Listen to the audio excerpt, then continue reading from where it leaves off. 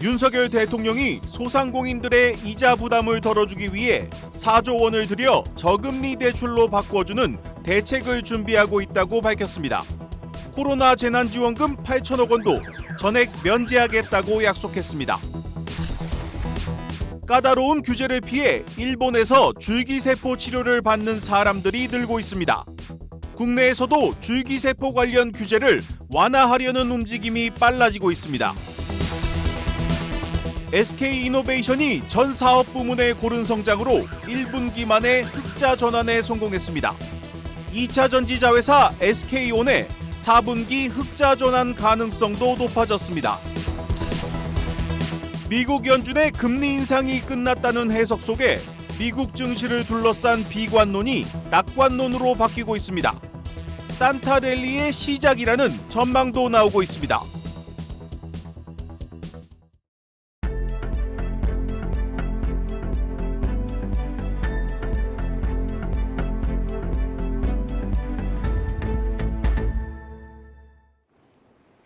뉴스플러스 시작합니다.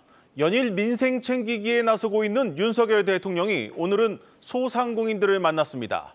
윤 대통령은 소상공인들의 부담을 덜어주기 위해 예산 4조 원을 들여 고금리 대출을 저금리로 바꿔주고 코로나 재난지원금 8천억 원도 전액 면제하겠다고 약속했습니다. 첫 소식 임동진 기자입니다. 윤석열 대통령이 소상공인들을 만나 고금리 대출을 저금리로 바꿔주겠다고 밝혔습니다. 이를 위해 융자자금 4조 원을 내년 예산에 반영하고 특단의 지원 대책을 준비하고 있다고 설명했습니다. 또한 코로나 재난지원금 환수 면제와 가스요금 분할 납부, 낡은 냉난방기 교체 지원도 약속했습니다. 8천억 원 규모의 재난지원금 환수 면제 조치로 57만 명이 혜택을 받을 것으로 예상됩니다. 올해로 18년째를 맞은 소상공인 대회에 현직 대통령이 참석한 건 이번이 처음입니다. 끊임없이 오르는 대출 금리와 인건비로 인해 신음하고 있는 소상공인들의 목소리를 직접 듣고 격려하기 위해 이 자리를 찾은 겁니다. 추운 겨울이 우리 앞에 다가오고 있습니다. 그러나 정부가 여러분에게 지원의 손길을 힘껏 내밀겠습니다. 따뜻한 정부가 되겠습니다. 윤 대통령은 지난 강서구청장 보궐선거 참패 이후 소통을 강조하며 민생 현장 행보에 적극 나서고 있습니다. 최근 비상경제민생회의에서는 택시기사와 자영업자, 회사원 등 각계각층을 만나 고충을 듣고 즉시 대책 마련을 지시하기로 했습니다. 참모들에게도 현장으로 나가 생생한 목소리를 듣고 정책에 적극 반영하라고 주문했습니다. 현장 방문은 일회성에 그치지 않을 것이라고 윤 대통령이 강조한 만큼 이 같은 국정운영 기조는 당분간 계속될 것으로 보입니다. 한국경제TV 임동진입니다. 수천만 원을 들여 일본에 가서 줄기세포 치료를 받는 사람들이 늘고 있습니다. 우리나라에서는 같은 치료를 받기가 어렵기 때문입니다. 줄기세포 관련 기술은 세계적 수준이지만 법과 규제에 막혀 있습니다. 이런 규제가 관련 산업의 성장까지 가로막는다는 지적이 계속되자 법 개정을 위한 논의가 본격적으로 시작됐습니다. 김수진 기자의 보도입니다. 일본의 한 의료기관 홈페이지. 줄기세포 치료에 대한 원리가 한글로 적혀 있습니다. 한국에서 첨단 재생의료 시술을 받기 어려운 환자에게 일본에 오도록 홍보하는 겁니다. 일본 병원과 연계해 협진이 가능한 국내 병원도 있습니다. 관련해 한 병원 관계자는 암 환자들이 면역에 좋다며 하는 경우가 대부분인데 간혹 관절염 치료를 위해 가는 사람도 있다며 2주에서 4주 간격으로 6차례 정도 해외로 가는데 의료비만 3천만 원에서 4천만 원이 든다고 말했습니다. 일본은 지난 2013년부터 관련법을 정비해 치료에 제약이 없고 미국과 대만도 각각 2016년, 2018년부터 재생의료 시술이 가능해졌습니다. 국내에서는 지난 2020년 처음으로 관련법이 생겼지만 제약이 많습니다.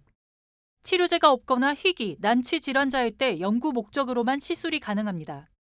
일반 환자 시술이 불법이다 보니 비교적 가깝고 재생의료가 발달한 일본으로 가는 겁니다. 이렇게 제약이 많은 이유는 입법 당시 바이오 업계 이익만을 대변한 게 아니냐고 반발한 시민단체와 정치계 입김이 강하게 작용해서입니다. 하지만 연구 자체에 대한 규제도 촘촘해 연구자 입장에서는 이대로라면 국내에선 재생으로 발전이 어렵다는 이야기도 나옵니다. 연구자 임상을 활성화시키고 우리나라 바이오를 발전시키는 게 목적이었는데 지금 사실상 그러지는 못하고 있습니다. 연구자가 하는 거는 학문적 공익적 목적인데 이 연구를 상업화에 준한 규제로 관리를 하다 보니까 업계에서는 산업 발전을 위해서 규제 완화가 필요하다고 설명합니다.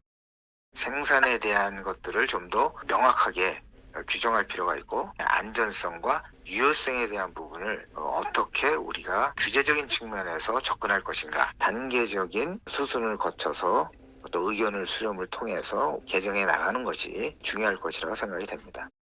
최근 국회에서는 과도한 규제를 없애자는 의도의 첨생법 개정안이 발의됐지만 아직 계류 중입니다. 한국경제TV 김수진입니다.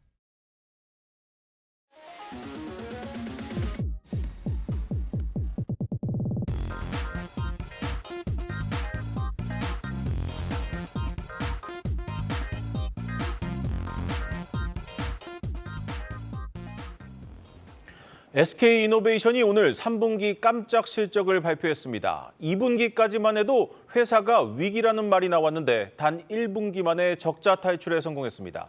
특히 2차 전지 사업을 하는 자회사 SK온이 손실을 크게 줄이면서 4분기 사상 첫 흑자 가능성을 높였습니다. 산업부 고영욱 기자 나왔습니다.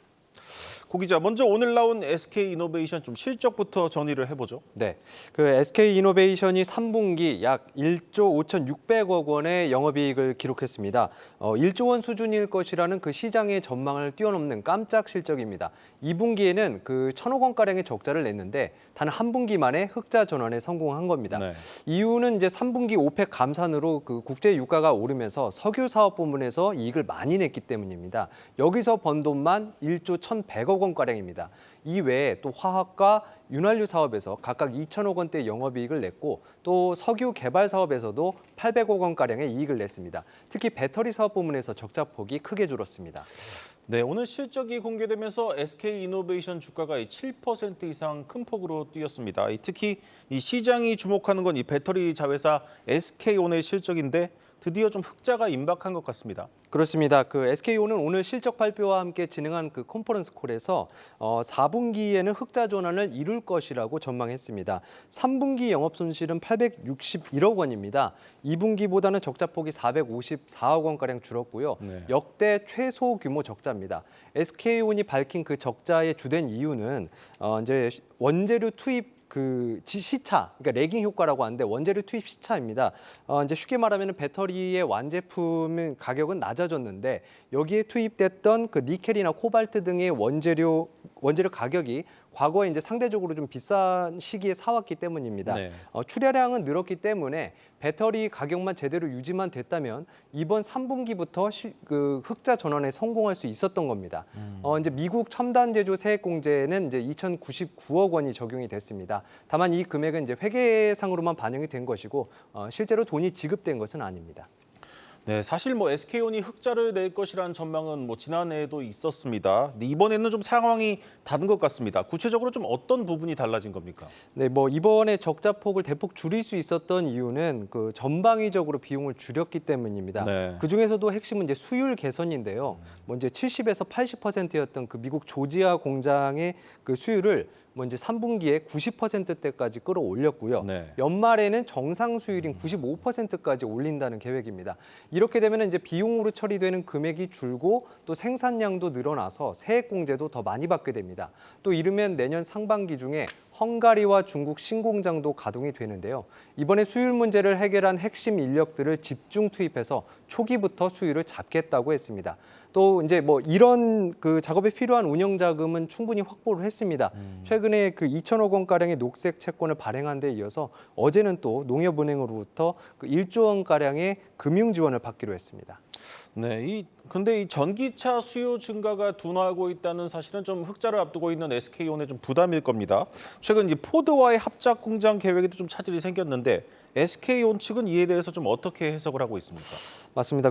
한마디로 하면 회사에 미치는 영향은 좀 제한적이다. 있다라고 이렇게 진단을 했습니다. 네. 중장기적으로는 뭐 각국의 환경 규제로 인해서 전기차 시장이 클 수밖에 없다는 설명이고요.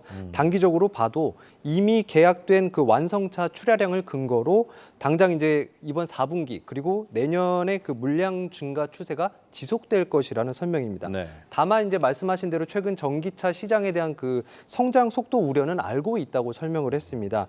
이 문제는 그 이제 생산 라인을 좀 유연하게 운영을 해서 수익성을 확보를 하고 또 입증된 모델을 중심으로 또 선택적으로 수주하는 전략으로 돌파하겠다는 계획입니다. 예를 들면 이제 포드처럼 함께 합작 법인을 설립한 완성차 기업을 중심으로 제품의 포트폴리오를 갖춰 나간다는 계획이고요.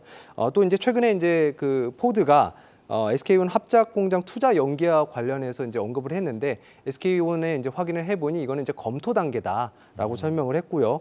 공장 건설을 중단을 하는 것이 아니라 양산 시점을 좀 늦추는 속도 조절 차원이라고 이제 부연을 했습니다. 네. 이 외에 이제 켄터키 1공장이나 테네시 공장 같은 경우에는 계획대로 짓고 또 현대차와의 합작 공장도 차질 없이 진행 중이라고 설명했습니다. 네, 그런데 이제 중국의 LFP 배터리 공세가 매섭습니다. 이 시장을 다 뺏긴다는 우려까지 나오는데 SK온도 이 LFP 배터리 개발에 나서지 않았습니까? 좀 어떻게 진행되고 있습니까? 맞습니다. 그 SK온은 이번 컨퍼런스 콜에서 그 전기차용 LFP 배터리 개발은 완료했고 현재 이제 고객사하고 이제 공급 관련해서 논의 중이다라고 이제 네. 밝혔습니다. 직접 꼽은 특징은 이제 높은 에너지 밀도와 급속 충전 그리고 이제 저온에서의 성능입니다. 모두 기존 LFP 배터리에서 이제 단점으로 꼽혔던 것들을 개선한 겁니다.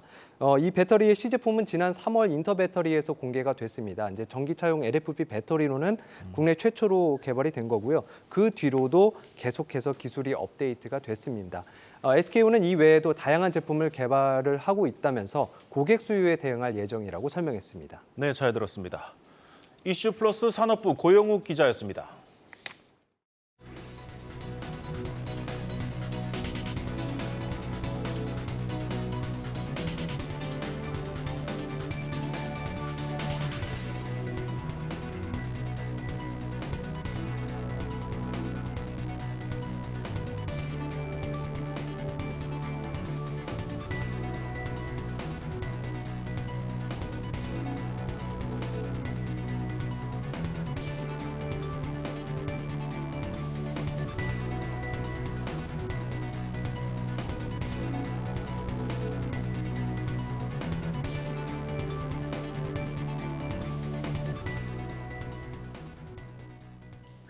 마켓플러스입니다. 국내 상장지수 펀드, 즉 ETF 시장도 이 부진한 증시의 영향을 피할 수는 없었을까요?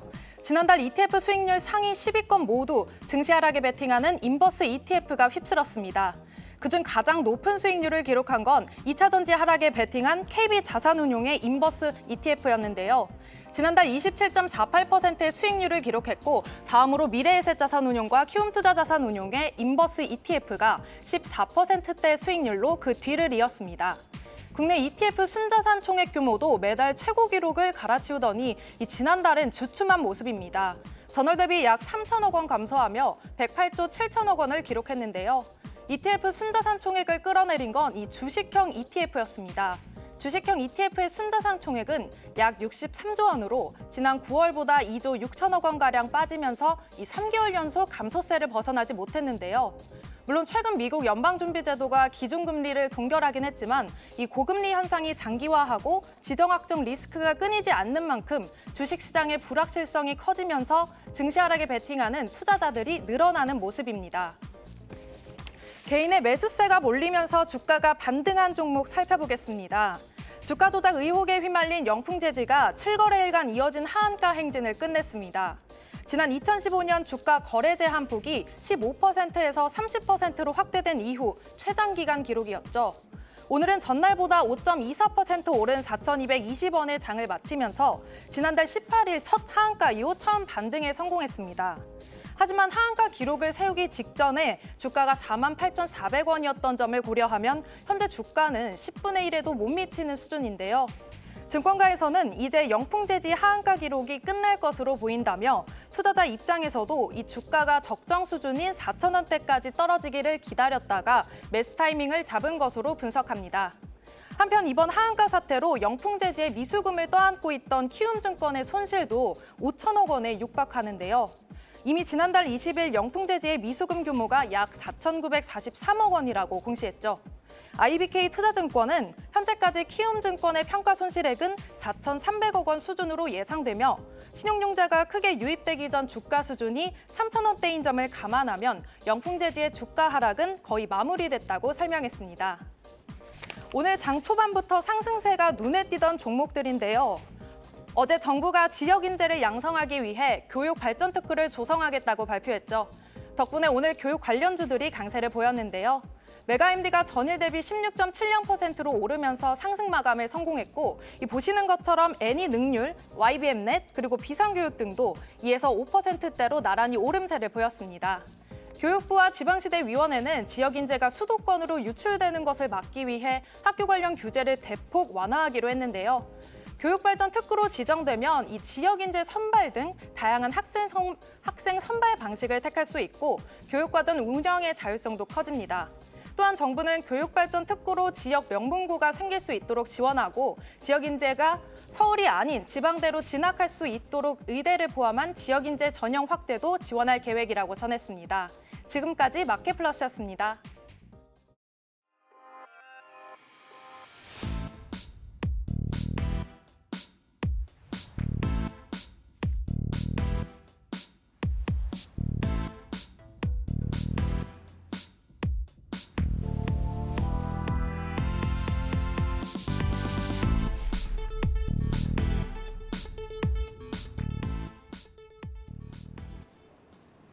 미국 연준의 금리 인상이 끝났다는 해석 속에 미국 증시를 둘러싼 비관론이 낙관론으로 바뀌고 있습니다.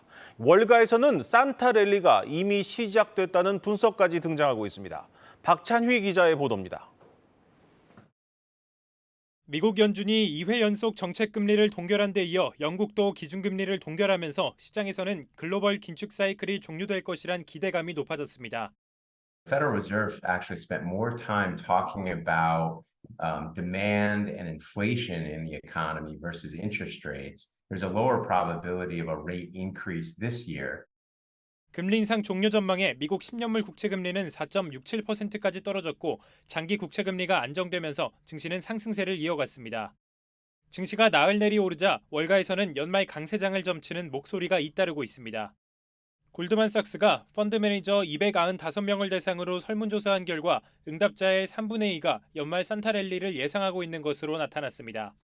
모간 스탠리는 장기 국채금리가 안정된다면 연말까지 증시가 반등할 것으로 확신한다며 특히 최근 하락장에 대한 두려움으로 랠리에 동참하지 못한 투자자들이 포모 증후군을 느끼며 막판 증시에 뛰어들어 연말 상승장을 주도할 것이라고 분석했습니다. 이어 기술주를 중심으로 자금이 유입돼 올해 10% 상승한 S&P 500 지수가 연말에 8% 더 오를 것이라고 전망했습니다. 증시 약재로 꼽히는 중동발 지정학적 리스크도 더 이상 고려 대상이 아니라는 주장도 나왔습니다.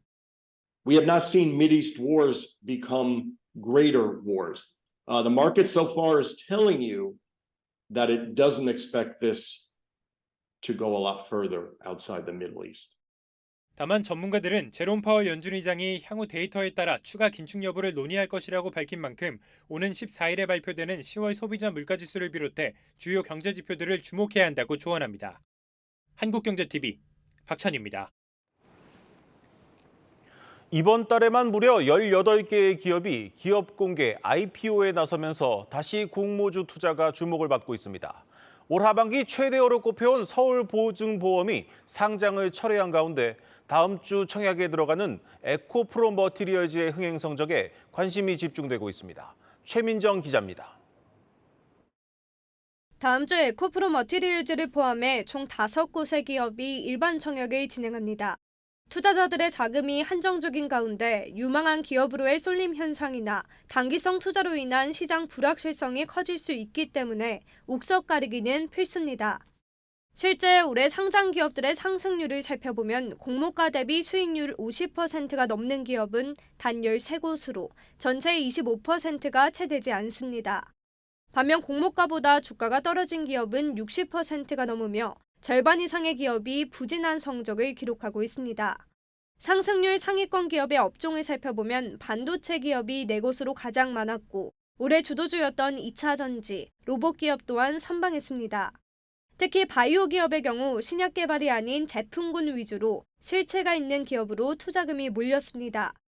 증권가에선 상장 이후 꾸준히 오름세를 유지할 종목들을 선별하기 위해선 자금 사용 목적, 유통 물량, 전방 산업의 성장성을 꼼꼼히 살핀 후 투자해야 한다고 설명합니다.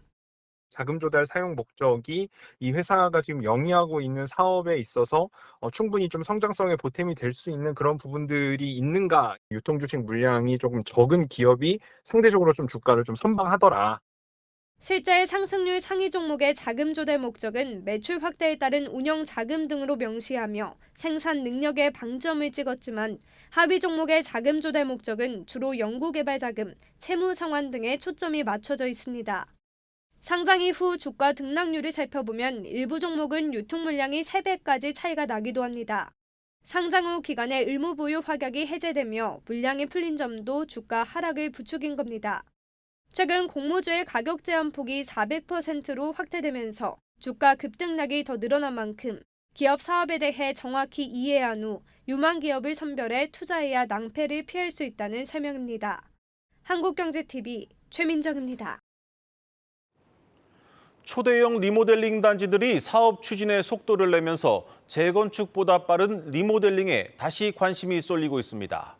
리모델링이 사업성을 갖추려면 이 수직 증축을 위한 기술이 중요한데 허가를 받기 쉽지 않아 아직까지 성공 사례가 2곳에 불과합니다. 결국 리모델링 사업의 성공 여부는 건설사의 기술력에 달렸습니다. 양현주 기자가 취재했습니다. 서울 동작구 사당동에서 리모델링을 추진하고 있는 우극신. 5천 가구가 넘는 초대형 단지로 사업비만 1조 5천억 원에 달해 리모델링 최대어로 꼽힙니다. 지난 6월 조합 설립 인가를 받은 이후 시공사 선정 작업에 착수했는데 최근 국내 대형사 5곳이 참여 의사를 밝혔습니다. 정부의 규제 완화로 리모델링에서 재건축 사업으로 전환하는 사례가 늘고 있지만 이곳의 사정은 다릅니다. 용적률 문제로 기약 없는 재건축보다는 사업 속도가 빠른 리모델링이 답이라는 이유에서입니다. 여기는 용적률이 너무 높고 용적률이 낮은 단지도 지금 많은데 여기가 순번이 오려면은 긴 세월이 흘러야 돼서 재건축보다는 리모델링이 빠르게 이제 진행이 돼서 재건축을 한번 해봤는데 15년 걸렸어요. 그런데 리모델링은 5년 정도 되더라고요. 조합 측은 사업성을 높이기 위해 층수를 올리는 수직 증축과 별도의 동을 짓는 별동 증축을 혼합한 형태로 추진하고 있습니다.